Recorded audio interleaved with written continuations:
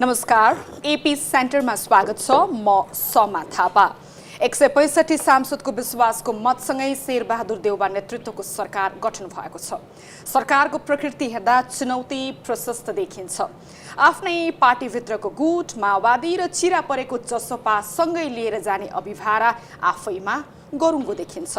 यी बीचमा तोकिएका समयमा निर्वाचन गराउने दायित्व पनि सरकारलाई छ। अदालतमा विभिन्न समयमा गरिएका संवैधानिक नियुक्ति विरुद्ध रिट परेको छ। ती नियुक्ति एमसीसी लगायतका पेचिला मुद्दा सतहमा छ। देउवा सरकारको स्वरूप हेरेर के अपेक्षा गर्न सकिन्छ?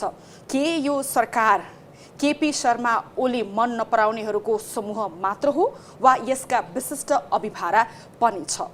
सरकारका चुनौती, भावी योजना र समसामयिक राजनीतिक विषयवस्तुमा केन्द्रित रहेर आज हामी छलफल गर्नेछौँ। छलफलका लागि हामीसँग हुनुहुन्छ विश्लेषक डाक्टर सूर्यराज आचार्य, स्वागत छ। हस्, नमस्कार। र हामीसँग हुनुहुन्छ नेपाली कांग्रेसका नेता डाक्टर डिला संग्रौला, स्वागत छ। हस्, नमस्कार। पहिला म डाक्टर सूर्यराज आचार्यबाट, जसरी अहिले यो शेरबहादुर देउवा नेतृत्वको सरकार गठन भएको छ नि, यो सरकारको बारेमा तपाईँको प्रारम्भिक टिप्पणी के छ? अब तपाईँले अघि ओपनिङमै भन्नुभयो यसका चुनौतीहरू, जस्तो एउटा संसदीय समीकरण र आन्तरिक त्यो राजनीतिमा मिलाउने, जसमा प्रधानमन्त्री शेरबहादुर देउवाको स्किल भनेर पनि जानिन्छ, व्यावहारिक हुनुहुन्छ उहाँ। र खास गरी अस्ति संसदमा सम्बोधन गर्दा पनि उहाँले अत्यन्तै शालीन मर्यादित सम्बोधन गर्नुभयो। त्यसैले त्यो चुनौतीमा उहाँ अरू नेताहरूभन्दा अझ अनुभवी हुनुहुन्छ तोसम्म। तर त्यो मात्र चुनौती होइन, तपाईँले सङ्केत गर्नुभयो। सबभन्दा महत्त्वपूर्ण चुनौती के हो भने अहिले आम जनताले केपी ओली शर्माको विकल्पमा अर्को नेता, यो नेता, ऊ नेता भन्दा पनि आम जनताले एउटा राजनीतिमा नयाँपन खोजेको छ। राज्य सञ्चालन, राजकीय शैलीमा नयाँ एउटा मर्यादित, सुसंस्कृत, सुशासन र आम जनताले के भने मसिना सिंहदरबारमा के हुन्छन् भन्ने कुरा थाहा पनि हुँदैन, चासो पनि हुँदैन। तर बृहत्तर रूपमा देख्दाखेरि जुन छाप हो, अहिले शेरबहादुर देउवाको 5औं चोटि प्रधानमन्त्री हुनुभयो, ज्योतिषीले भन्ने छ, अदालतकै निर्णयमा पनि विभिन्न टिका टिप्पणी छन्।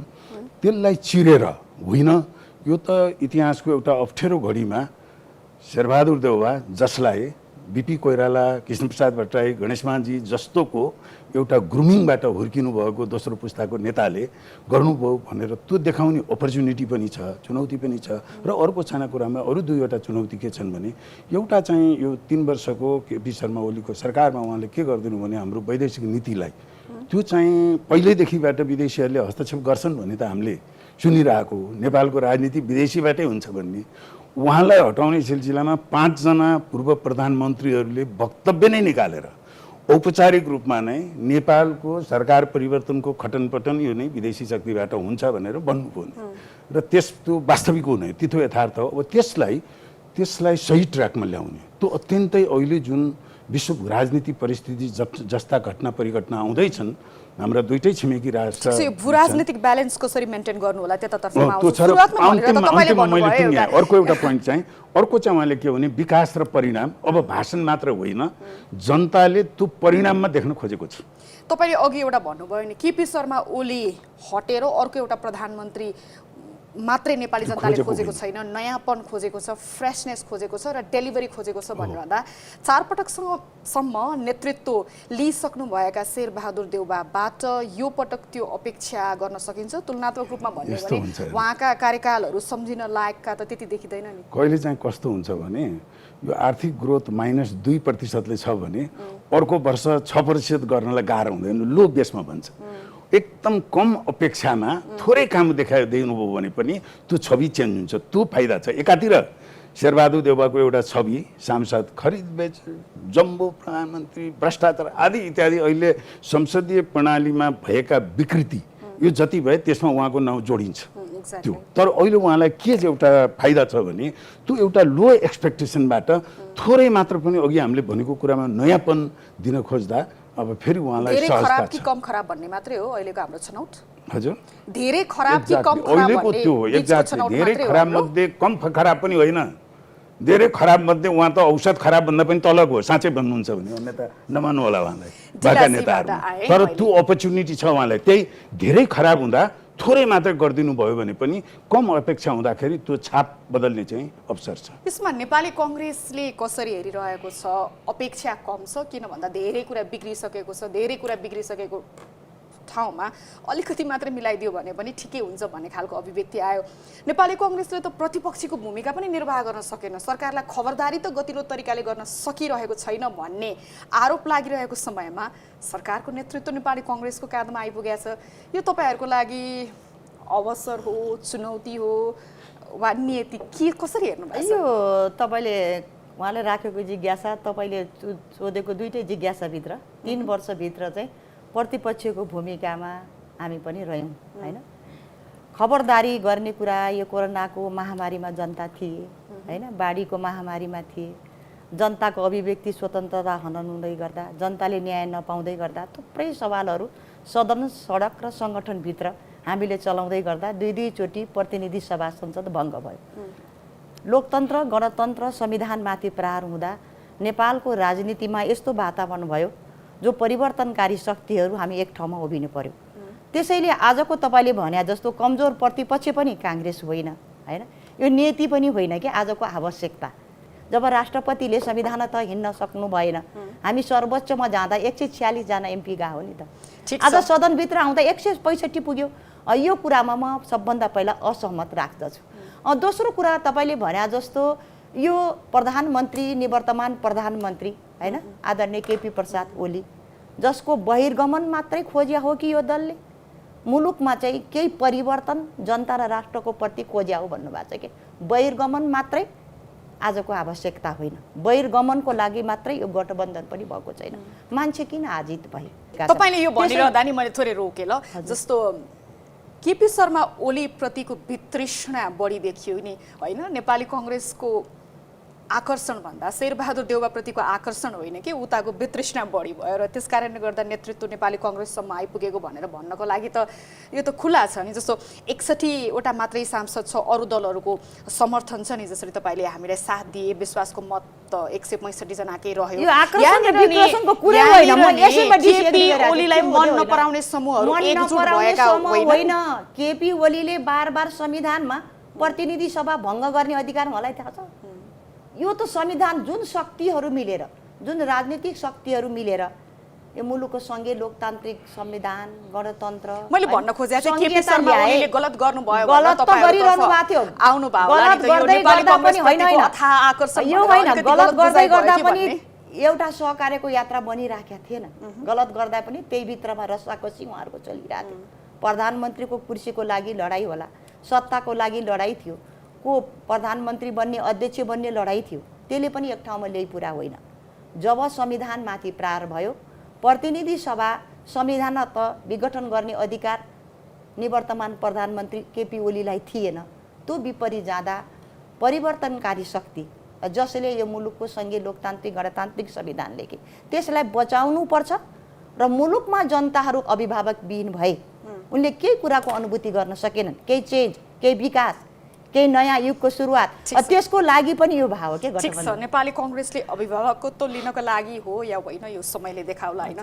किन पनि यो प्रश्नहरू नेपाली कङ्ग्रेसतर्फ सोझिरहेको छ भन्दा बारम्बार कङ्ग्रेस सभापति वर्तमान प्रधानमन्त्री शेरबहादुर देउवाले म प्रधानमन्त्री बन्दिनँ, म लिदिनँ, मलाई चाहिएको छैन, हेरौँ भनेर पुष्पकमल दाहाललाई त धेरैचोटि पठाइदिनु भयो, माधव कुमार नेपाललाई पनि पठाइदिनु भयो। जो व्यक्ति मानसिक रूपमै प्रधानमन्त्री बन्नको लागि तयार छैन भने उसँग योजना कस्तो होला होइन, रणनीति कसरी तय होला होइन, योजना तय नभयो। यसमा के कुरा मैले यसमा के जोड्न खोजेँ भने हाम्रो निष्कर्ष होइन, हाम्रो अहिलेको प्रधानमन्त्री, पार्टी सभापति र हामी पनि केन्द्रीय सदस्य होइन, सबैको निर्णय के थियो भने हामीलाई जनताले प्रतिपक्षमा बस्ने म्यान्डेट दिए, जितेर आएको त हामीले 23 सिट मात्रै हो नि।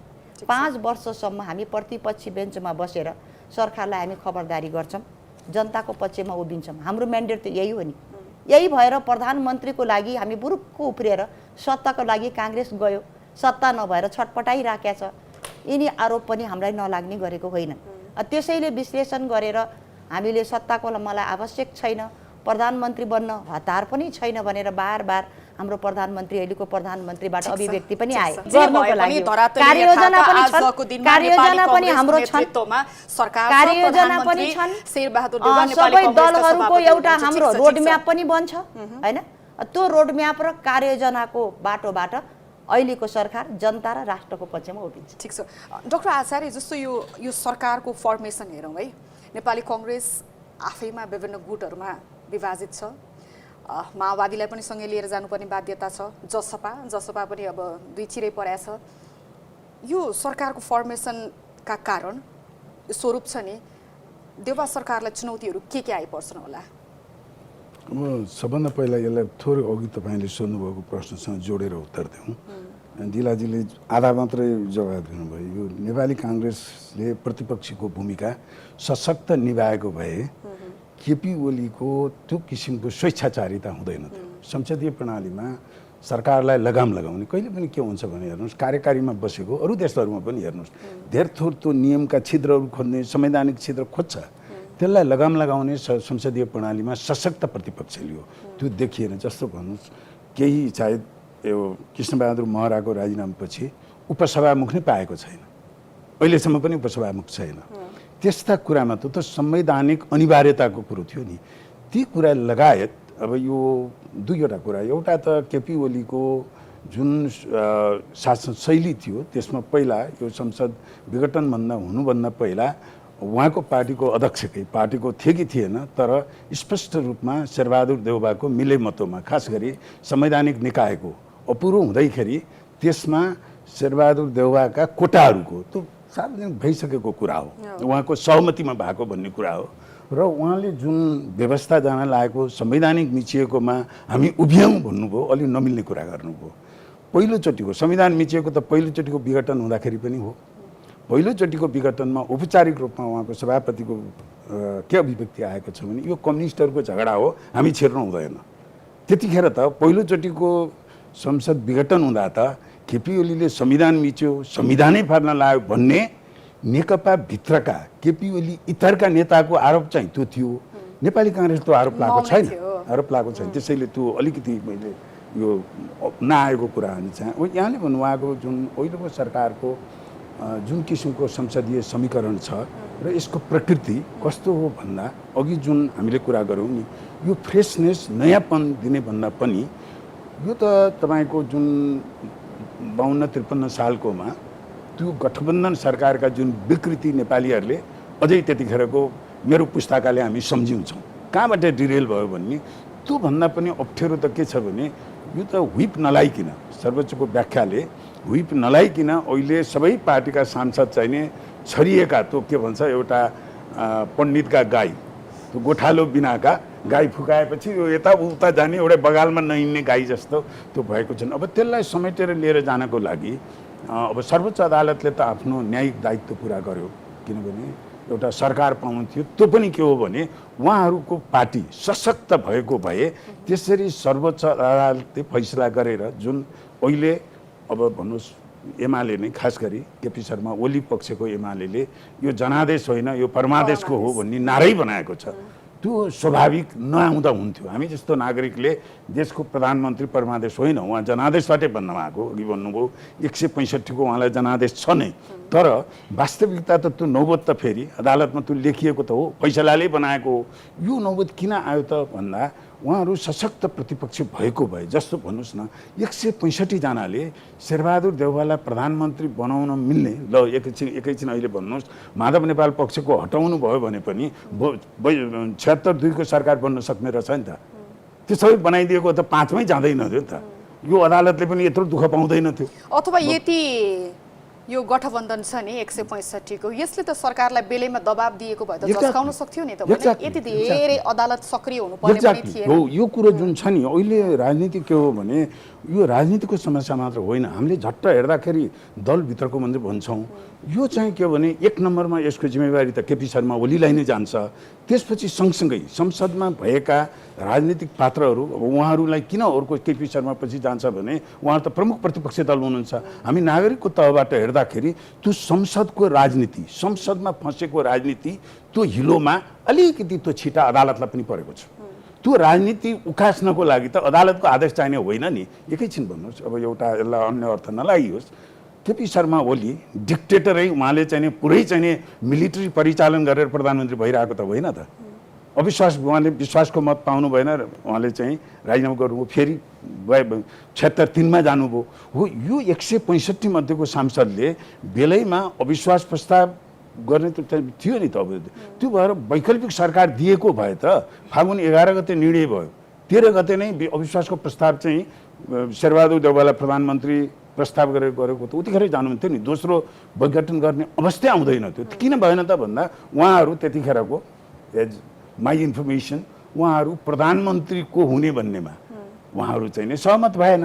त्यसैले यो जुन समस्या छ नि, यो समस्याको निरन्तरता छ। उहाँहरूलाई मैले के लाग्यो भने अब अहिले त एउटा वैधानिक हिसाबले सरकार बन्यो, नयाँ क्याबिनेट बन्ला होइन, एउटा सत्तामा उहाँहरू जानुभयो, तर उहाँहरूले जुन नेपाली राजनीतिको अन्तर्निहित यो जुन समस्या हो, अन्तर्निहित किचलो अझै बाँकी छ, त्यसलाई सम्बोधन गर्नु भएन भने ढिलो चाँडो फेरि जसरी यो चाहिँ केपी ओलीको बहिर्गमनले नेपाली राजनीति गिजलेर छोड्यो, फेरि यो सरकारको पनि यसले त्यहाँबाट चिरेर यो चुनौती निस्किने भन्दा अर्को नयाँ किसिमको यसले भाष सिर्जना गर्न सक्छ। डाक्टर आचार्यले दुईटा पोइन्ट महत्त्वपूर्ण उठाउनु भयो। के भन्दै हुनुहुन्छ भन्दा यो 165 को जुन समर्थन छ नि, यसले केपी शर्मा ओलीलाई बेलैमा सच्याउन सक्थ्यो। अदालत हावी हुनुपर्ने अवस्था आउँथेन। अदालत नै सक्रिय हुनु त हामीले त यो संसदीय अभ्यास अपनाएका छौँ नि त होइन। जस्तो भोलिका दिनमा पाकिस्तान जस्तो पनि त हुनसक्छ। अदालतलाई धेरै सक्रिय बनायो भने जननिर्वाचित प्रतिनिधिहरूको के काम त? निर्वाचित संस्थाहरूलाई नै हामीले अथोराइज बनाउनु पर्ने हो नि त। तपाईँ त संसदमा गएर बोल्नु पनि हुन्छ, जनप्रतिनिधि पनि। अब त्यहाँबाट काम नहुने, यो त एक प्रकारले त सांसदहरूको अपमान पनि हो नि त होइन। यहाँनिर अर्को चाहिँ उहाँले के भन्नुभयो भन्दाखेरि प्रतिपक्षले सही भूमिका निर्वाह गरेको भए बेलैमा तपाईँहरूले भने जस्तै लोकतन्त्र खतरामा पर्थेन, केपी शर्मा ओली यति अराजक भएर निस्कनुहुन्थेन भन्नेमा दम देख्नुहुन्न? यो दम मैले सुरेशजीको कुरामा तीनटा कुराको मैले तपाईँले भनेको कुराको मैले गौर गरेको छु, लिएको पनि छु, आत्मसात गरेको छु। पहिलो प्रतिनिधि सभाको भङ्ग उहाँले भन्नुभयो नि, शेरबहादुर देउवा मान्नुभएकै थिएन होइन। त्यस बेला हामीले आफ्नै बलबुतामा आन्दोलन गरेका थियौँ। हामी एउटा चाहिँ यो प्रतिगमन भयो भन्ने मुद्दामा सँगसँगै थियौँ। किनभने त्यस बेलासम्म माधव कुमार नेपाल प्रचण्ड त्यही सरकारमा हुनुहुन्थ्यो नि। जब हामीले सुशासन भएन, भ्रष्टाचार भयो भने उहाँहरू ती हुनुहुन्थ्यो। यावत हाम्रा मुद्दाहरू पनि थिए, हामी बेग्ला बेग्लै आन्दोलन गऱ्यौँ। अब संसद फेरि पुनस्थापना भइसके पछाडि दोस्रो चोटि यो किन अवस्था आयो? उहाँले 165ले किन गरेनन्? अविश्वासको प्रस्ताव किन हालेनन्? दुईटा प्रश्न हामी माथि आएको छ। मैले अघि नै भनिसकेँ, काङ्ग्रेसले सत्ता चाहेको होइन के, यो कुरा तपाईँले बुझ्नु पर्यो। काङ्ग्रेसले बार हामीले सत्ता चाहिकन अविश्वासको प्रस्ताव फालेर हाम्रो प्रधानमन्त्री निवर्तमान प्रधानमन्त्री केपी ओलीलाई हटाएर सत्ता चाहेको होइन। सत्ता मात्रै होइन नि, यो कुरा होइन। शब्द सापटी लिने हो भने लोकतन्त्र बचाउनका लागि यो पनि सुन्नु, म यही बुदामा आइराखेका छु हैन। त्यही बुदामा हामी किन आइपुग्यौँ भनेपछि हामीले जस्तो उनले लोकतन्त्र हरण गणतन्त्रको कुरा अघि नै तपाईँ उठाइरहनु भएको छ। यो सबै कुरा जसको जनताले उहाँलाई करिब 2/3 मत दिए हैन, गठबन्धनको नाममा दिए, ती जनताले हेरिरहेको थिए कि नजिकबाट बुझुन्। 5 वर्ष पछाडि निर्वाचन आउँछ, अबको पालो हाम्रै हो हैन, हामीले जनताको पक्षमा काम गर्नुपर्छ। दोस्रो जुन प्रतिनिधि सभाको विघटनको घटनालाई विश्लेषण गरौँ न त सुरेशजी। यो विश्लेषण जब प्रधानमन्त्री केपी ओली निवर्तमान प्रधानमन्त्रीले उहाँले विश्वासको मत त आफै लिनुभयो नि त। विश्वासको मत त प्रतिनिधि सभामा पाउनु भएन। नपाउँदै गर्दा उहाँ संविधानको धारा 76 को 4 मा जानु पर्थ्यो कि पर्दैन थियो। 3 को अल्पमतको सरकारको प्रधानमन्त्रीले धारा ती संविधान ती मिच्नु भयो। त्यो मिच्दै गर्दा पनि अब जाने कि नजाने हैन, उहाँले आफै भनिरहनु भएको छ एकातर्फ मलाई अब विश्वासकै मतै दिएनन्, म 4 मा गएर के गर्ने, मलाई प्रधानमन्त्री भएर काम गर्ने मन छैन भनेर दिउँसभरि पत्रकार सम्मेलन गर्नु भएको छ हैन। अर्कोतर्फ चाहिँ फेरि त्यही अल्पमतको सरकारले निर्णय गरेर संविधानको धारा 5 अनुसार जाने भनेर राष्ट्रपतिकामा पत्रचार गरेछ के। ठीक छ। यसैको घटनामा आउँदै गर्दा 24 घण्टाको समय दिँदा हामीले विश्लेषण के गर्यौँ भने पछाडि अब 5 मा जाने भनेर निर्णय गरिसके पछाडि मुलुकलाई निकास त दिनु पर्यो। दिँदै गर्दा बहुमत सदस्यहरू संविधानको धारा 76 को 5 भनेको विशिष्ट हो के, प्रत्येक माननीयहरूलाई प्रधानमन्त्री चुन्ने अधिकार छ। त्यसैले गर्दा उपेन्द्र यादव, माधव कुमार नेपाल समूह, जनमोर्चा, नेपाली काङ्ग्रेस सहित बहुमत पुर्याएर राष्ट्रपति कहाँ बुझाउँदै गर्दा 2-4 जनाको हस्ताक्षर कृत्य भनिरहेछ अहिले लिएर जाँदै गर्दा मैले यही कुरालाई मात्र अगाडि कुरालाई मात्रै जोडेँ। त्यसले गर्दा चाहिँ 165 जना होइन 146 जना सर्वोच्चमा हामी किन गयौँ? सरकार त 5 अनुसार त्यही बेला बन्थ्यो नि। राष्ट्रपतिले जबरजस्ती र प्रधानमन्त्रीको यो कार्यले गर्दा हामी अदालत जान बाध्य भयौँ। हामी बहुमत छौँ है, हामी जिउँदै छौँ, हामीले हस्ताक्षर गऱ्यौँ भनेर यो नेपालको इतिहासमा एउटा जनप्रतिनिधि अथवा दुईचोटि प्रतिनिधि सभा भङ्ग भएर जानुपर्ने अवस्था आयो। केपी शर्मा ओलीले जति त्यसै कारणले उहाँले भनेको कुरामा नेपाली कांग्रेसलाई त्यति नै फाइदा छ। उहाँले धेरै बिगार्दैपछि नेपाली कांग्रेसले बिगारेको कुरा होइन त्यो कुरा उहाँको कुरामा एउटा के एग्री गर्छु भने त्यसै कारणले गर्दा हामीले अदालत जानु पर्यो। दोस्रो कुराको म के एग्री गर्छु भने अस्ति पनि यो अदालतको परमादेश होइन के जनादेश हो नि त हैन। जनादेश उहाँले भनेको कुरा स्वीकार गर्छु र अन्तिम व्याख्याता भनेको त संविधानको अन्तिम व्याख्याता भनेको त अदालतै होला नि त। होला तर निर्वाचित प्रतिनिधिहरू यो सबै कुराको जड नेकपा एमाले, त्यसमा पनि निवर्तमान प्रधानमन्त्री केपी ओली जिम्मेवार छन्, जसले गर्दा चाहिँ अदालत उहाँहरूले आफै पठाउनु भयो नि त। हामी त अदालत जान खोजेकै होइन।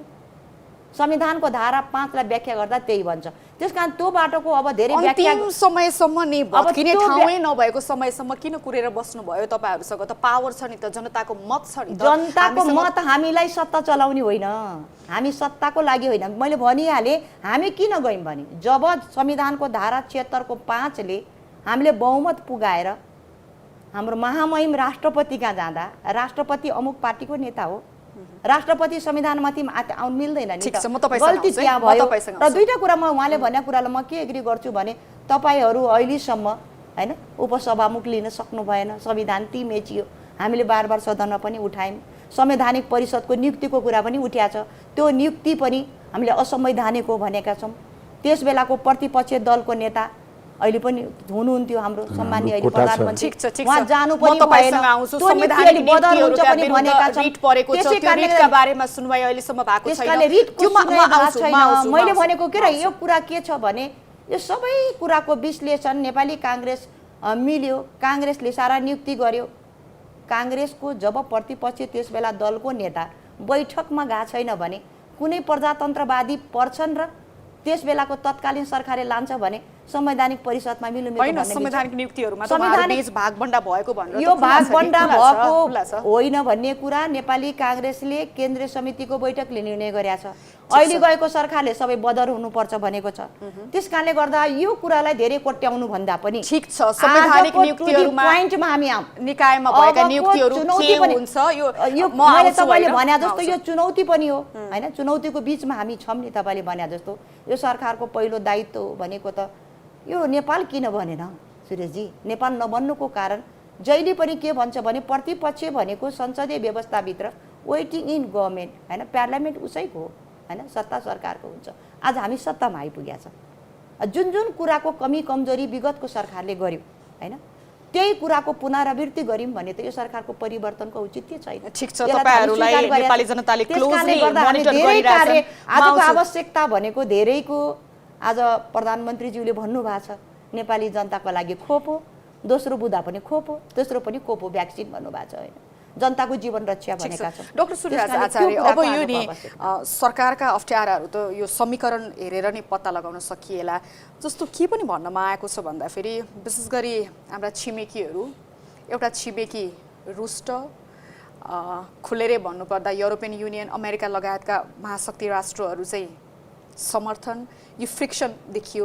अर्को चाहिँ अब यो सरकारले चाहिँ केपी शर्मा ओलीको नेतृत्वमा रहेको समूहलाई चाहिँ प्रतिपक्षी पाएको छ। उहाँ आफै पनि धेरै पटक आक्रामक रूपमा प्रस्तुत हुनुहुन्छ, युथ फोर्स भनेर जाने बेलामा त्यो तामझाम हामीले देख्यौँ। त्योलाई चिर्न यो सरकारलाई कति अप्ठ्यारो होला? सहज छैन, म अप्ठ्यारो छ भन्दा पनि सहज छैन। किनभने अघिकै प्रश्नको यो सरकारले सबभन्दा पहिला के कुरो सच्याउनु पर्यो भने केपी शर्मा ओलीले विश्वासको मत नपाएपछि राष्ट्रपतिजीले 72 घण्टा समय त दिनुभएको थियो नि। र मलाई अझै पनि यो उहाँको जवाफ चाहिँ नि स्पष्ट नआएको चाहिँ के हो भने त्यो 72 घण्टाको अवधिमा केपी शर्माप्रति लगाइएका लान्छना अहिलेकै थिए। उहाँ संविधानै बाँड्न खोज्यो, व्यवस्थै परिवर्तन खोज्यो, स्वेच्छाचारी, बर्बाद पार्यो, निरङ्कुश यावत थिए। अब त्यत्रो लगाउँदा लगाउँदै यो 165 को त 72 घण्टामा उहाँहरू एक किन हुनु भएन? त्यो कमसेकम यो अरू जनता समाजवादी पार्टी सानातिना पार्टीहरूलाई त होला, अब नेपाली काङ्ग्रेसलाई अमेरिकामा रिपब्लिकन पार्टीलाई ग्रान्ड ओल्ड पार्टी भन्छ, जिओपी भन्छ सम्मानको सहित। नेपालको पनि नेपाली काङ्ग्रेस भनेको जिओपी हो, ग्रान्ड ओल्ड पार्टी र लोकतन्त्रको प्रजातन्त्रको पर्यायवाची नै हो। सबैले लोकतान्त्रिक भावना भएको नेपाली जनताले सकसमा पर्यो भने आड लाउने विश्वास गर्ने संस्था हो। त्यो एउटा पार्टी मात्रै होइन, उहाँहरूले चलाएको त्यसको इतिहास छ।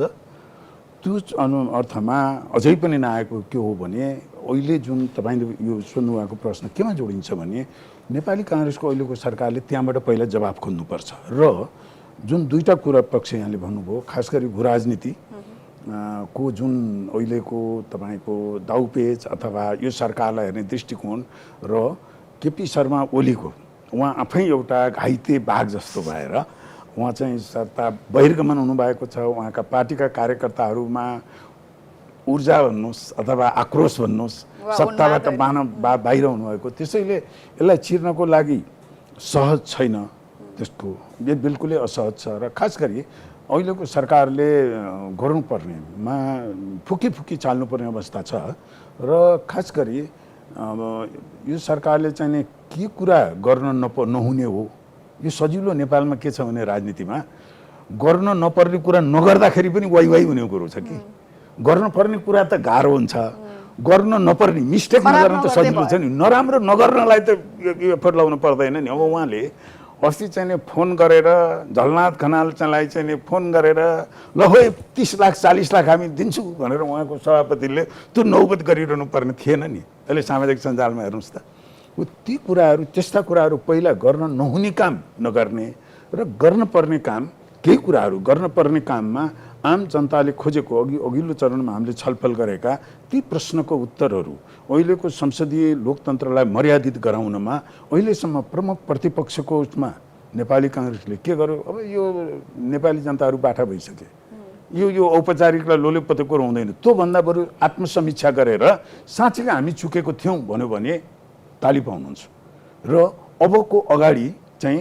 नेपाली काङ्ग्रेसको संसदीय प्रणाली, अब मैले त सार्वजनिक रूपमा मैले के भनेको छु भने तपाईँले मेरो ट्विटमा हेर्नुभयो होला, उहाँहरूले अहिलेको संसद जोगाउने प्रयासमा संसदीय व्यवस्था मार्नुभएको छ। 65-76 को 5ले त्यसले धेरै विसङ्गतिहरू ल्याउँछ। अहिले यो जति सर्वोच्च अदालत हो, सर्वोच्च अदालतले व्याख्या गर्नु पर्यो, त्यो आफ्नो ठाउँमा छ, त्यसको न्यायिक व्याख्याको वैधता आफ्नो ठाउँमा छ, तर त्यसको राजनीतिक इम्प्लिकेसन के हुन्छ? जुन 76 को 5 कोले जुन यो चाहिँ के भन्छ व्हिप नलाग्ने, अहिले पार्टीहरूकै हेर्नुहोस्, अहिलेको माधव कुमार नेपाल जुन केपी ओलीको लागि जसरी घाँडो भएर निस्किनु भएको छ त्यस्तो त भोलि उहाँहरूको पार्टीमा निस्किन सक्छ। समाज यही हो भनेपछि अबको हाम्रो नेतृत्वहरूको प्राथमिकता दल मिलाउने, संसदलाई जोगाइराख्ने त्यही मात्रै हो अनि हाम्रो विकास सुशासन समृद्धिको यो ठुला नाराहरू कहाँ गयो त?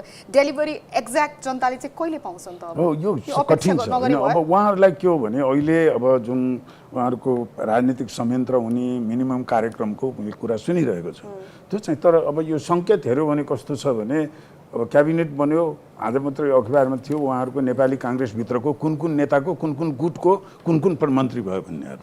राम्रो देशलाई चाहिएको परिणाम दिन सक्ने होइन उहाँहरूको पार्टीभित्र एक्साइट नेताहरू हुनुहुन्छ। जस्तै म अब यतिसँग नामै लिउँ, गगन थापाजी आम नेपालीले एकचोटि उहाँ स्वास्थ्य मन्त्री हुनुभयो, तुलनात्मक रूपमा राम्रो काम गर्नुभयो, प्रतिपक्षमै हुँदाखेरि पनि उहाँको पुरै पार्टी एकैजनाले पार्लिमेन्टमा को बोल्यो भन्दा गगन थापाको बोली भनेको यही कोभिडको कुरामा उहाँका सुझावहरू, सरकारलाई दिएका प्रधानमन्त्रीलाई प्रत्यक्ष दिएका चाहिँ लिखित सुझावहरू ती आम नागरिकले मन पराएको र अहिले के छ भनेहरू अहिले देखिएका मन्त्रीहरूको अनुहारमा तपाईँको टिप्पणी के छ त? हजुर, मर्निङ सोज द डे भने जस्तै मर्निङ सोज द डे राम्रो छ, अहिलेसम्मको राम्रो देखेको छैन। केही सङ्केतहरू जुन आएका छन् यसमा चाहिँ शेरबहादुर देउवाको चौथो पछि पाँचौँको त्यो चौथोमा जे भयो त्यसैको निरन्तरता हो कि भन्ने त्यो अलिकति झस्किने अवस्था छ। मन्त्रीहरूको नियुक्तिलाई लिएर मात्रै भन्नुभएको कि वा अरू फ्याक्टर? होइन, मन्त्री अहिलेसम्म के आउनुपर्ने हो भने अब हुन त उहाँहरूको के भन्छ उसमा पर्दा पछाडि काम भइरहेको होला, तयारी भइरहेको होला।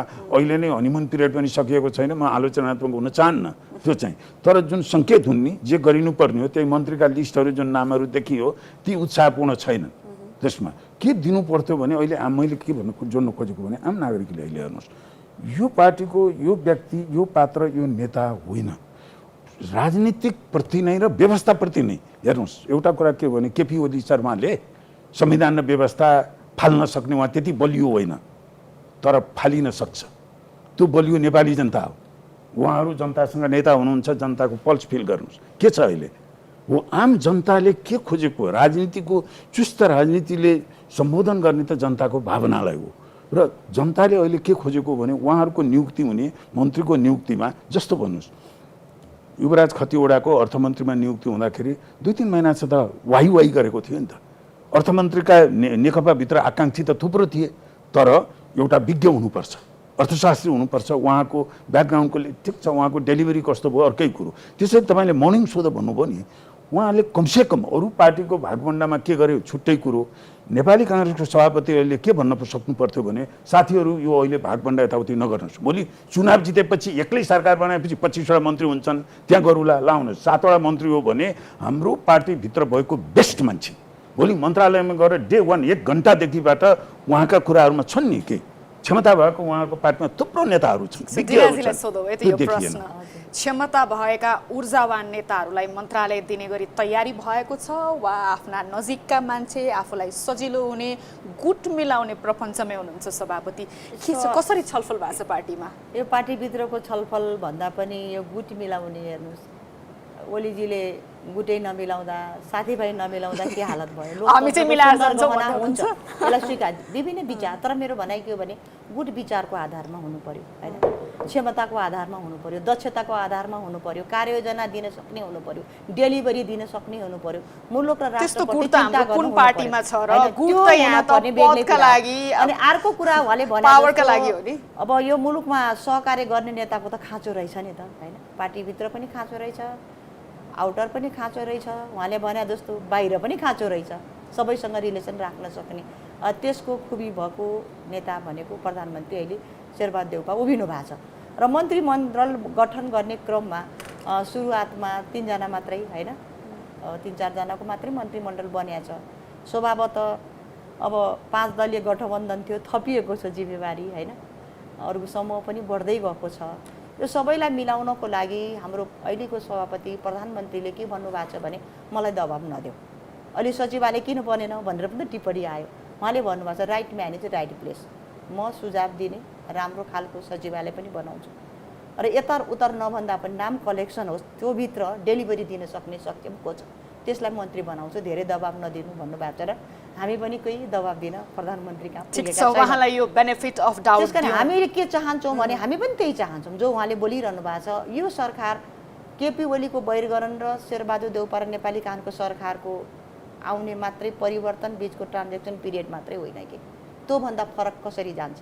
एकातर्फ निर्वाचनको जिम्मेवारी त पछिको, अलि 17 महिना पनि त थुप्रै काम छ नि त गर्नुपर्ने। त्यो गर्नको लागि एउटा सुशासन हैन, चुस्त दुस्त तपाईले भने जस्तो सल्लाहकार सचिवालय हैन, त्यो खालको क्वालिटी बोकेको मन्त्रीमण्डलमा जाने व्यक्ति त्यो हुनुपर्छ भने मेरो मान्यता हो। त्यहीको फेरोमा हाम्रो अहिले सामान्य प्रधानमन्त्री हुनु। तपाईले एउटा कुरा उठाउनु भयो जस्तो नि केपी शर्मा ओलीको निरन्तरता मात्रै होइन यो सरकार भनेर भनिरहँदा नि 40 महिनाको यो केपी शर्मा ओलीको सरकारको अवधिमा चाहिँ पटक पटक नेपाली कांग्रेसले भन्यो कि यो सरकार चाहिँ अधिनायकवाद तर्फ उन्मुख भइरहेछ, उहाँ एकदमै अधिनायकवादी हुनुभयो, अराजक हुनुभयो भनेर ओली सरकारले चाहिँ विभिन्न विभागमा चाहिँ यो भनौँ न प्रधानमन्त्री मार्फत विभिन्न विभागहरू आएको थियो नि, राष्ट्रिय अनुसन्धान विभाग, राजस्व अनुसन्धान, सम्पत्ति शुद्धिकरण, यी महत्त्वपूर्ण कुराहरू उहाँले चाहिँ आफू मातहत ल्याउनु भएको थियो। अहिलेको यो प्रधानमन्त्रीले के गर्नु होला भनेर सबैको आँखा त्यतातर्फ पनि सोझिएको छ कि अब म लोकतन्त्र बचाउँछु, देश बचाउँछु, सुशासन बचाउँछु भनेर भन्ने होइन कि डेलिभरी गरेर जनतालाई देखाउने समय पनि हो। यो के गर्नुहुन्छ उहाँले, कसरी छलफल भइरहेछ? यो क्वेसन हामीले उठाएको अधिनायकवादमा उठाएको प्रश्न म लेख्ने मान्छे पनि पढ्छु, आज पनि मिडियामा त्यही छ। बारम्बार केपी ओलीले आफू मातहत राख्नु भयो भनेर त मलाई थाहा आक्षेप थियो लाउनु हैन, भयो। आक्षेप लगाएको थियौँ हामीले नै हैन। सम्पत्ति शुद्धिकरण, राष्ट्रिय सुरक्षा हैन, राजस्व अनुसन्धान, प्रधानमन्त्री कार्यालय मातहतमा राखेर प्रधानमन्त्री निवर्तमान प्रधानमन्त्रीको अधिनायकवाद चाहिँ तीबाट सुरुवात भयो भन्छु म पनि हैन। अब हामी हेरिरहेछौँ अधिनायकवादको निरन्तरता हुन्छ। त्यसपछि अर्को अधिनायकवादको सुरुवात के भयो भने संविधानमाथि बार प्रहार भयो। तेस्रो भनेको यस्ता विधेयकहरू आए हैन, सूचना र सञ्चार सम्बन्धी विधेयक, तपाईँहरूलाई तरबार लाउने विधेयक आयो, अभिव्यक्ति स्वतन्त्रता कुण्ठित गर्ने विधेयक आयो, मान्छेको फोन ट्यापिङ गर्ने विधेयक आयो। थुप्रै विधेयकहरू यस्ता आए जो संविधानको विपरीत र हाम्रो चाहिँ अभिव्यक्ति स्वतन्त्रताको विपरीत आयो। त्यसलाई पनि हामीले अधिनायकवाद भन्यौँ। यो अधिनायकवाद भन्दा भन्दै अन्तिममा चाहिँ के आयो भने दुई चोटि प्रतिनिधि सभा पनि भङ्ग भयो हैन। राष्ट्रपतिले न संविधानको धारामाथि जानुभयो, न प्रधानमन्त्री त्यो बाटोमा हिँड्नुभयो। धेरै व्याख्या हामीले किन गर्ने, सबै कुराले सर्वसत्तावाद र अधिनायकवादको चरम सीमाको लागि, अन्त्यको लागि माधव कुमार नेपालले पनि भन्नुभएको छ हैन, प्रचण्डजीले पनि भन्नुभएको छ, उपेन्द्र यादव, महन्त, जनमोर्चा र हरेक उहाँ जस्ता बुद्धिजीवीले अहिले उहाँले उठाउनु भने सबैको अपेक्षा चाहिँ अब त्यो नहोस् हैन। लोकतन्त्रको पर्यायवाची काङ्ग्रेस हो भने लोकतन्त्रमा सहमति सहकार्य पनि त एउटा मिलन बिन्दु हो। लोकतन्त्रमा सबभन्दा बलिया हुनुपर्ने जनता र राष्ट्र पनि हो कि। त्यसकारण यो कुरालाई मध्यनजर राखेर नेपाली काङ्ग्रेसले एउटा चाहिँ अहिलेको एउटा मापदण्ड नै बनाएर, कार्ययोजना बनाएर सरकारमा गएको छ। त्यो मापदण्ड अनुसार सरकार चलाउनुपर्छ। त्यही मापदण्ड अनुसार अब हामीले मन्त्री बन्नुपर्छ भन्ने हाम्रो अभियान हो। जुन हामीले मैले बुझेँ प्रधानमन्त्री मातहतमा ल्याएको कुरालाई हामीले नै अधिनायकवाद भनेर बोल्यौँ। त्यो अधिनायकवाद चाहिँ निरन्तरता हुन्छ वा चिर्नु हुन्छ? निरन्तरता प्रधानमन्त्रीले दिनु हुँदैन भन्ने मेरो मान्यता। तर तपाईलाई थाहा छैन के गर्नुहुन्छ हैन। त्यो त हाम्रो मान्यता हो, हामीले बोलेको कुरा हो नि त। प्रधानमन्त्री राख्छौ नि यो कुरा त। छलफलहरू बहसहरू भएको छैन? भर्खर त क्याबिनेट बन्दैछ, भर्खरै 165 को समर्थन हैन। तपाईहरुले चर्को स्वरमा नि अधिनायकवाद भयो यो सरकार किन भन्दा सम्पूर्ण शक्ति आफू तर्फ लिएर आउनु भयो भनेर भनिरहँदा त हामीले बोलेको सरकार गठन भएकै दिनमै प्रधानमन्त्रीले त यी कुराहरू त हामीलाई जनतालाई उपहार दिनु पर्थ्यो नि त। हामी जेका लागि विरोध गर्यो त्यो विरोधलाई आत्मसात गरेर बस्ने हो भने त भनाइ र गराइमा त व्यापक फरक भयो नि। हामीले भनाइलाई चाहिँ कार्यान्वयन गर्नु पर्यो के। जुन कुराको गल्ती भयो, जुन कुराको कमी कमजोरी भयो, जहाँबाट अधिनायकवाद सुरु भयो त्यसको पुनरावृत्ति अहिलेको प्रधानमन्त्रीले गर्नु हुँदैन। यो कुरामा सूर्यराज सरको चाहिँ टिप्पणी के छ? होइन, यो अघि डिलाजीले भन्नुभएको कुरामा के भने यो त उहाँको सदा सहायता भयो, प्रधानमन्त्री मातहत आउनुहुन्न भन्ने के होला? सहकार्य मिलाउने भन्नुभयो नि। अब एउटा त तपाईँले भन्नुभएको म त्यसमा नदोहोऱ्याउँ, त्यो तपाईँले उठाउनु भएको जुन केपी शर्मा ओलीलाई अधिनायकवादी भनेर जे निर्णयबाट आरोप लगाइयो त्यो चाहिँ उहाँले बहाल गरेको पहिलो दिनमै त्यो फिर्ता हुनु पर्थ्यो। हामीले नयाँपन भनेको त्यो होइन। नभएदेखि यहाँले सही भन्नुभयो, केपी ओली उहाँले भन्नुहुन्छ प्रवृत्ति, त्यो धेरै भारी भरकम मोड हो। केपी ओली प्रवृत्ति भनेर राजनीति भन्नु होला, म नागरिकको हिसाबले कुनै पनि नेताको प्रवृत्ति नेम कलिङ भन्छ म गर्न चाहन्न। त्यो उहाँको सभापतिको पनि कुनै पनि, तर उहाँले भन्नुभएको छ त्यो प्रवृत्ति भनेर उहाँले भन्नुहुन्छ भने त त्यही केपी ओलीकोले सेटअप गरिदिएको प्रवृत्तिमा उहाँले अहिलेसम्म त कति भयो, 10-12 दिन त भइसक्यो। यो सरकार त अहिलेसम्म त त्यहीँ छन्। पहिलो घन्टामै डिसिजन हुनुपर्ने हो। लोकतान्त्रिक मर्यादा मूल्य मान्यता के छ भने यो सरकार भनेको यो होइन सुरेशजी, यो सरकार भनेको काङ्ग्रेसको मात्रै गभर्नमेन्ट होइन कि। होइन ठिकै छ, यो गर्छ, मैले भनिहालेँ गर्नुपर्छ। अधिनायकवाद भनेर उफ्रिने त अरु दलहरु पनि थिए नि। यो हुनुपर्छ। सुरेशजीले पनि भन्नुभयो, मैले पनि भने कार्यान्वयन गरेर देखाउनु पर्छ। अहिले त बोल्ने होइन नि, हामीले प्राथमिकतामै पर्नुपर्छ। अब हामीले धेरै बोल्ने होइन, अब हामीले गरेर देखाउने। गर्नु शुभकामना छ। अर्को चाहिँ उहाँले जुन यो अहिलेको प्रधानमन्त्री शेरबहादुर देउवाले जुन सबैलाई मिलाएर लग्ने, जुन राम्रा मान्छे होइन आफ्ना मान्छे किन टिप्नु पर्यो भन्दा उहाँले त्यो त मिलाउनु पर्यो नि त गुट। उहाँले के भन्नु भन्दा केपी शर्मा ओलीले गुट नमिलाउँदा त्यो नमिलाएर हामी त्यो गल्ती गर्दैनौँ भन्ने आशय पोख्नु। म त्यसमा केपी ओली शर्मालाई नम्बर दिन्छु। साँच्चीकै गुट नमिलाएको कारणले भागबन्डाको कारणले उहाँले चाहिँ बहिर्गमन हुनु पर्यो भने अरू पक्ष होलान्। I am sorry for him. म नागरिकको रूपमा उहाँले एग्रिमेन्ट गरे होइन प्रचण्डसँग आधा आधा चलाउने भनेर नेपाल सरकारको मन्त्री पद भनेको पार्टीको गुट मिलाउने इन्स्ट्रुमेन्ट होइन, त्यो डेलिभरी गर्ने हो। उहाँहरूले घोषणापत्र पढ्नुहोस्, मैले बिहान पढेँ तपाईँले बोलाएपछि। नेपाली काङ्ग्रेसको घोषणापत्रको पेज 45मा मैले पैरवी गर्दै आएको केरुङ काठमाडौँको रेल 10 पत्रभित्र गुणाउने नै भन्ने छ उहाँहरूको पनि। केपी शर्मा ओलीको त कागज बनाएर देखाइदिनु भयो, अब उहाँहरूको उसमा आयो कि म त मान्नुहोस् भने होइन, तपाईँहरूले विद्वान बनाएर लेख्नु भएको छ। नेपाली काङ्ग्रेसको घोषणापत्रको मैले पनि प्रशंसा गरेका थिएँ, राम्रो लेखेको छ भनेर। कि त्यो फिर्ता गर्नुहोस् डे 1 मा फिर्ता गर्ने होइन, त्यो गर्ने भनिरहेको छु मैले। गर्ने भनौँ भने त्यसको किन नगर्ने? मैले भनेको लोकतन्त्रभित्र गुट हुन्छन्, विचार हुन्छन्, लबी। आज तपाईँ र म बजा छौँ, हामी केही कुरा तपाईँ मेरो मिलिराखेको छ, तिनीजनाको समूहले प्रेरित गुट तर प्रधानमन्त्रीको गुटभित्र लाग्ने होइन। मैले भने विचारको अनुसार प्रभावित गर्ने भनिरहेको छु। राजनीतिक सोचमै के आउनु पर्यो भने नि, महाधिवेशन आएपछि त स्वभाव हो। राजनीतिक सोचमा के आउनु पर्यो भने पार्टी भित्रको जुन राजनीति हो भन्न त मिल्दैन नि त।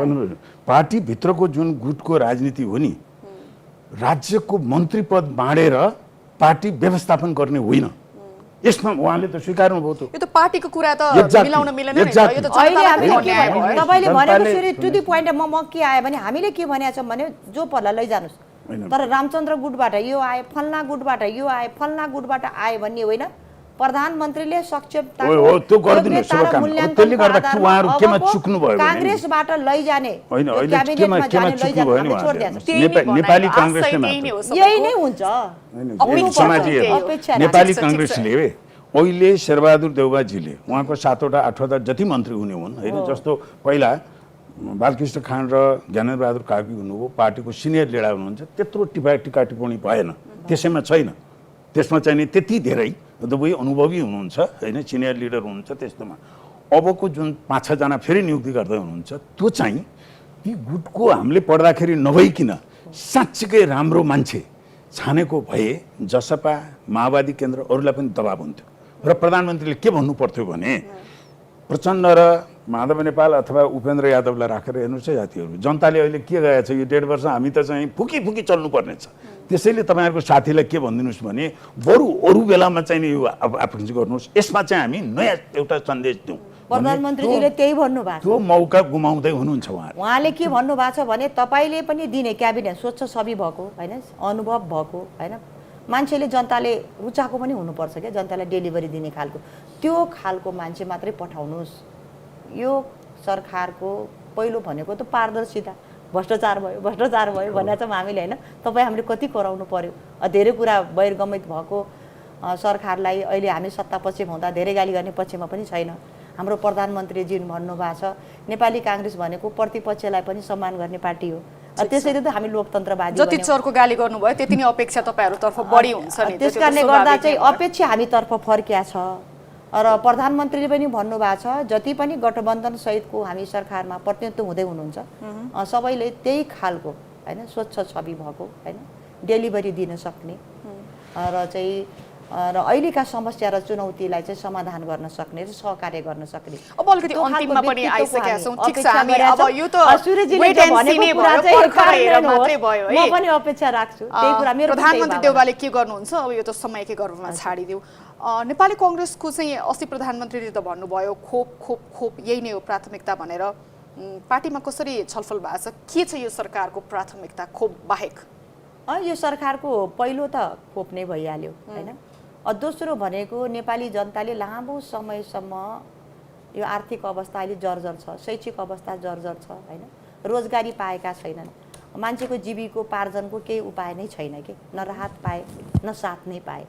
त्यसैले दोस्रो हाम्रो आवश्यकता भनेको जनताको जनजीविका र जनसभा, तिनको जीविकोपार्जन होइन, तिनलाई कसरी लैजाने त, त्यो दोस्रो हो। तेस्रो भनेको अहिले अक्रान्त भएको गिर्दो आर्थिक अवस्था छ, शैक्षिक अवस्था छ, सामाजिक अवस्था सबैको पुनरुत्थान हो।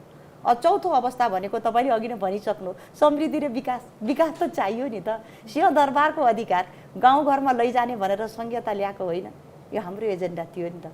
तर सिंहदरबारको अधिकार भन्दा पनि सिंहदरबारको भ्रष्टाचार तलसम्म पुग्यो कि जनताले न्याय पाएनन्, जनता बलिया भएनन्, लोकतन्त्रको अनुभूति गर्न पाएनन् भने काङ्ग्रेसले हरेक नेपाली जनताले शिक्षा, स्वास्थ्य, रोजगार, खानेपानी जुन आधारभूत आवश्यकता हो त्यो आवश्यकताको महसुस हरेक नेपालीले राजनीतिक आस्था र विचारको आधारमा होइन, उनको नैसर्गिक र मौलिक अधिकार हो। जुन अधिकार संविधानले प्रदत्त गरेको छ त्यो अधिकार पाउनुपर्छ भन्ने काङ्ग्रेसको पहिलो मान्यता।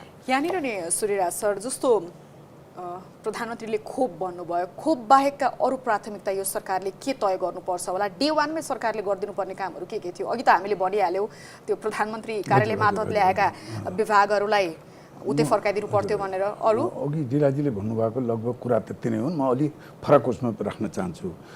एक नम्बरमा त अब यो जुन खोपको सँगसँगै अब यो तेस्रो लहर पनि आउँदैछ, अब यसको व्यवस्थापन, पेन्डेमिकको व्यवस्थापन, यो कुरा चर्चामा आइरहेको हो। र दोस्रो चाहिँ जुन सरकारसँग आम परिणाम र विकासको कुरा, अघि हामीले कुरा गरौँ वैदेशिक सम्बन्धका कुराहरूमा दुई तीनवटा कुरा म टिप्पणी गर्न चाहन्छु। एक नम्बरमा अहिले चर्चामा आएको जुन एमसिसी छ, खास गरी उहाँको सभापतिज्यूको, उहाँले सुरुदेखि नै त्यसलाई जस्ताको तस्तै पास गर्ने होइन। धेरै अहिले एउटा आम सहमति भएकोमा के हो भने त्यसमा केही आपत्तिजनक कुराहरू छन्, हामीले ठिकठाक गरेनौँ र त्यो सुधार हुनुपर्छ भन्नेमा। जसरी श्रीलङ्काको एमसिसीको उसमा त्यहाँको राष्ट्रपति सिरिसेनाले के भन्नुभयो भने त्यहाँ अर्थमन्त्रीले सही गर्नुभन्दा पहिला 1 वर्षपछि चुनाव हुन्छ, म गर्न चाहँदैन यसलाई पर्खौँ भन्ने।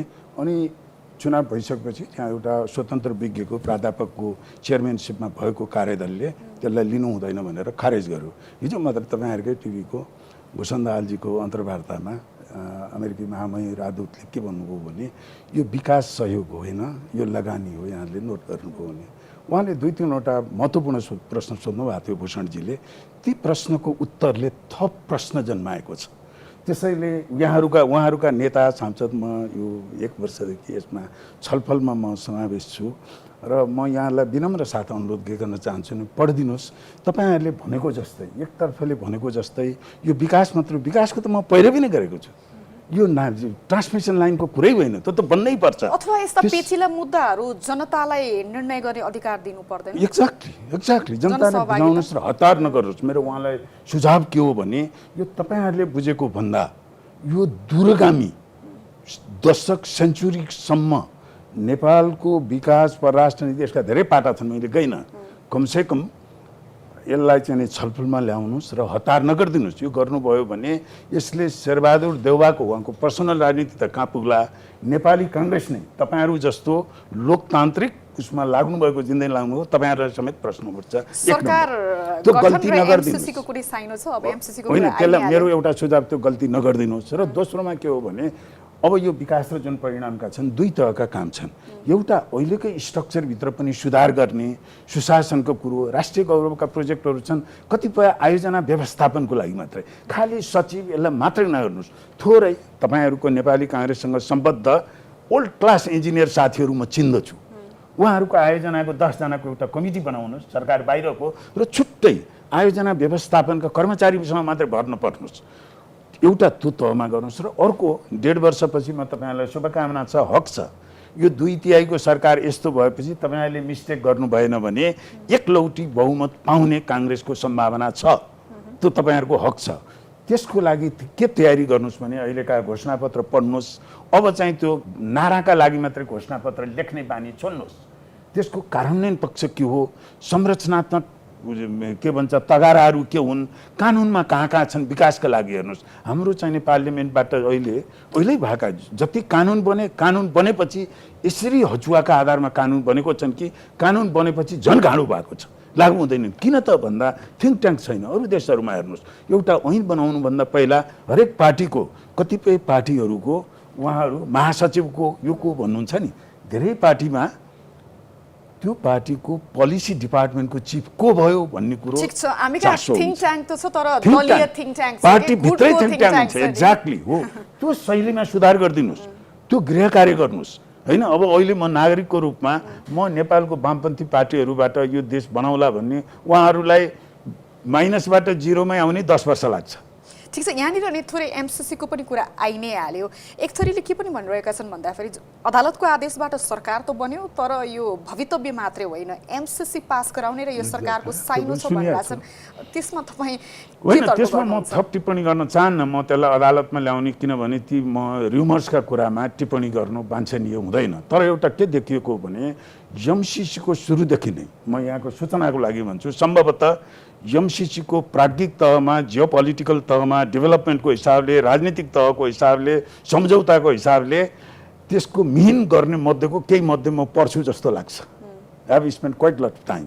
र यहाँलाई सूचना के दिन्छु भने एमसीसी, यदि हामीले एमसीसीका फिलोसफी, हिजो राजदूतजीले पनि भन्नुभयो, एमसीसी एक्ट 2003 को दफा 607 पढ्नुहोस्। त्यसमा 13वटा शर्त, ती शर्त के छन्?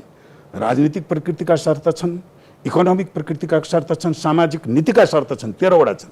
फेरि भन्नुहोस्, एमसीसी एक्ट 2003 को दफा 607 का विषयलाई लिएर अझै पनि सुरु गर्नुहोस्। बृहत छलफल अध्ययन आवश्यक छ। मैले के भने यो कुरा हाम्रा नेताहरू सूचित भएको भए एमसीसी को लागि हामीले सुरुवात नै गर्न नपर्ने किसिमको सहयोगको प्रकृति हो। हिजो जुन एम्बेसडरले भन्नुभयो यो विकास सहयोग होइन, यो लगानी हो, त्यसको अर्थ ठिक छ। दिलाजी, त्योतर्फ तपाईहरूले छलफल त गर्नु होला होइन, हतारोमा होइन कि बृहत छलफल आवश्यक छ एमसीसी जस्तो पेचिलो मुद्दालाई भनेर, त्यतातर्फ तपाईँहरू काम गर्नु भएको छ पार्टीमा कि अब अहिले त सरकार अहिले त हामी अब लामो समय आन्दोलनमै गयौँ होइन। धेरै कस्तो खालको बेलामा यो हामी प्रतिपक्ष भएर जनप्रतिनिधि भएर आयौँ, दुईचोटि तीनचोटि नै हामी मान्ने भयौँ जस्तो लाग्छ होइन। हाम्रो चाहिँ मुद्दा जनताको मुद्दा भन्दा पनि घरिघरि नै आन्दोलन गर्नुपर्ने भर्खर पुगेका छौँ, पुग्दै गर्दा सत्तापछि भएका छौँ। एमसीसीको जुन उहाँले कुरा उठाउनु भएको छ, तपाईँले भने जस्तो आम नेपालीको पनि यसमा भएका केही मुद्दाहरू छन्, के छन्, यसको विधेयक छलफल विज्ञ राखेर होइन, समीक्षा गरेर मात्रै अगाडि बढाउनु पर्छ है भनेर मलाई पनि मेसेज आइसक्यो। सत्तामा जाँदै गर्दा चाहे प्रतिपक्ष होइन, म गम्भीर छु, जिम्मेवार छु, समीक्षा होला। त्यसको सँगसँगै अब अघि नै भन्नुभएको छ, स्वभावतः हो होइन, हामी प्रतिपक्षमा छौँ र अघि नै पहिला नै सदनभित्र नै हाम्रो प्रधानमन्त्रीले के भन्नुभएको छ भने हामी त्यस्तो खालको सरकार होइन। आउटगोइङ सरकारले पनि राम्रा गौरवका ठुल्ठुला आयोजनाहरू, मेलम्ची लगायत के आयोजना लिएको छ होइन, हाम्रो पनि यसमा लगानी थियो, हामीले सुरुवात गरे हो। राम्रा गौरवका आयोजनाहरू छन्, राम्राहरू प्रोजेक्ट छन्, राम्रो कामको थालनी छ भने त्यसलाई हामी निरन्तरता दिन्छौँ। जस्तो सामाजिक सुरक्षा योजना भनेर काङ्ग्रेसको सरकारको पालामा आउँदै गर्दा तामझाम आफ्नो पोस्टर टाँगेर निवर्तमान प्रधानमन्त्रीले चाहिँ अब नयाँ युगको सुरुवात भयो, ओली युगको भन्नुभयो। हामी त्यस्तो गर्न चाहँदैनौँ। काङ्ग्रेस मध्यमार्गी पार्टी होइन। जब काङ्ग्रेस नै अराजक भयो भने उहाँले भने जस्तो यो खालका अन्य दलहरू पनि छन्। तर अहिलेको समयमा चाहिँ मध्यमार्गी धारमा मात्र चल्ने होइन कि नीतिगत डिपार्चर पनि हामीलाई चाहिन्छ होइन। मुलुकको नीतिगत डिपार्चरमा त हामी आइपुग्यौँ, मध्यमार्गी तरिकाले आइपुग्यौँ। सेफ खेल्ने हामीलाई सेफ खेल्ने होइन, हामी डिपार्चर र नयाँ डेलिभरी र नयाँ युगको सुरुवात त भयो नि त। ठिक छ, त्यसका लागि शुभकामना। एकदमै थोरै समय छ। हामी सूर्यजी लगायत विद्वान होइन, थुप्रै विज्ञहरू हुनुहुन्छ। यो विज्ञको आँखा चाहिँ यो काङ्ग्रेस हो कि कम्युनिस्ट हो कि होइन, क्यों आँखा नहेरौँ? विज्ञले दिएको सुझाव होइन, उनले देखाएको बाटो र यति पार्टी पिछेको सबैको सुझाव काङ्ग्रेसले लिन सकोस्। सूर्यजी, अघि नै मैले यो प्रश्न गर्न खोजिरहेको थिएँ, म स्लिप भयो। अहिले नि जस्तो प्रधानमन्त्री केपी शर्मा ओलीले बालुवाटार छाड्दाखेरि त्यो एउटा दस्ता छ नि, युथ फोर्सको दस्ता झाँकी जस्तो देखियो। सुन्नमा आएअनुसार माधव कुमार नेपालले पनि युथ भोलिन्टियर अथवा के नाममा एउटा दस्ता खडा गर्दै हुनुहुन्छ अरे। यो गैर राजनीतिक युवा दस्ताहरू जसरी नेपाली राजनीतिमा परिचालन हुने ट्रेन्ड चलेको छ नि, मलाई त व्यक्तिगत रूपमा भन्ने हो भने एक प्रकार यो युवाहरूको दुरुपयोग जस्तो लाग्छ कि यो कति घातक छ? यो बिल्कुलै घातक छ, अत्यन्तै अमर्यादित हो। र म खास गरी अब केपी शर्मा ओलीको उहाँ बहिर्गमन हुनुभयो, मैले तपाईँहरूकै कार्यक्रममा सायद 1 वर्ष अगाडि भनेको थिएँ। उहाँले अब उहाँको इतिहासका अन्तिम 3-4 पाना कसरी लेखिने भन्नेमा सोच्नुहोस् र मर्यादित बहिर्गमनको बाटो खोज्नुहोस्। र अझै पनि होइन, केपी शर्मा ओली प्रधानमन्त्रीबाट बहिर्गमन हुने बित्तिकै उहाँको इतिहास सिद्धिएको होइन। त्यसकारण म विनम्रताका साथ उहाँलाई के अनुरोध गर्न चाहन्छु भने यस्ता किसिमका उद्दण्डता, उच्छृङ्खलताका आफ्ना कार्यकर्तालाई उहाँ भन्नुभयो मात्रै होइन भने- अरूमा पनि त यो त प्रवृत्ति सिको गर्ने होइन चलन सबैमा परिरहेको छ यता माधव नेपाल पक्षकोले अर्को के चाहिने युथ भोलिन्टियर निकाल्ने होइन अब गाह्रो भयो भने भोलि नेपाली काङ्ग्रेसका तरुण दलहरूको निकाल्ने नेभी सङ्घको निकाल्ने यो बाटोमा नगइदिनुहोस्। ए जानुभयो भने हो यो यो बाटो व्यवस्था र भनेको त अशान्ति र यो अराजकताको व्यवस्था बाटो र हो कि यो यसले त व्यवस्था र निष्कर्षमा संविधानलाई पुग्दैन नि त। यो व्यवस्था र संविधानलाई कसैले चाहिँ नि यसलाई ध्वस्त पार्ने भयो भने त्यो प्रवृत्तिले ध्वस्त पार्छ। त्यसैले यो कसैको पनि अहिले भएका राजनीतिका पात्रहरूका उहाँहरूका आफ्ना स्ट्रेन्थहरू छन्, आफ्ना कमजोरी छन्। तर दुर्भाग्यपूर्ण कस्तो भइदियो भने हाम्रो राजनीति प्रतिपक्षको कमजोरीमा खेलिने भयो कि आफ्नो स्ट्रेन्थमा होइन। प्रतिपक्ष अर्को विरोधी कमजोरी छ भने जाने। त्यसैले यो प्रवृत्तिबाट जुन किसिमको यो उद्दण्डता जुन यहाँले जुन सङ्केत गर्नुभयो युवाहरूको यसले कहीँ पनि पुर्याउँदैन र उहाँको बचे फुचेको जे जति राजनीतिक पुँजी छ त्यसको पनि सहीकरण मात्रै हुने हो। अब उहाँहरूले के चाहिँ नबुझिदिनुहोस् भने तपाईँहरू 3-4वटा पार्टीको मात्रै कब्जामा नेपालको राजनीति छैन, बाहिर निस्किसक्यो। तपाईँहरूको कार्यकर्तामा नै त्यो 6 वर्ष अगाडि जुन आत्मविश्वास थियो अहिले छैन। त्यसैले हामीले अब मैले सङ्केत मात्र गरेँ, यसका विकल्पका विभिन्न रङ र स्वरूपका विकल्पका कुरा भइरहेका छन्। हेर्नुहोस् र त्यतिखेर तपाईँहरूले मर्यादित लोकतान्त्रिक दिन सामूहिक रूपमा यो कुरामा मैले के भन्न खोजेँ भने तपाईँहरूको जतिसुकै खिचातानी भए पनि अहिलेको व्यवस्था र संविधान तपाईँले जोगाउने हो भने त्यो लेभलमा नेताहरूको बिचमा एउटा सहिष्णुता, राजनीतिक मर्यादा, स्वच्छ राजनीतिक प्रतिस्पर्धा त्यो कायम गर्न सक्नुभयो भने व्यवस्था रहने हो, संविधान रहने हो। तर तपाईँहरू जसले हामी संविधान जोगाउने भन्ने नै तपाईँहरू गाई जात्रा गर्न थाल्नुभयो भने त आम नागरिकले त्यसको विकल्प खोज्छ। त्यतिखेर तपाईँहरू सबै सामूहिक रूपमा पछुताउनुहुन्छ। हस्, यहाँहरू दुवैजनालाई समय र विचारका लागि धन्यवाद। हस्, धन्यवाद। हस्, धन्यवाद। नवगठित सरकारका चुनौती, अवसर, सम्भावना के छ? यिनै समसामयिक विषयमा केन्द्रित रहेर आज हामीले छलफल गर्यौं। अर्को हप्ता अर्को विषयका साथ उपस्थित हुने नै छौं। तबसम्मका लागि बिदा दिनुहोस्। नमस्कार।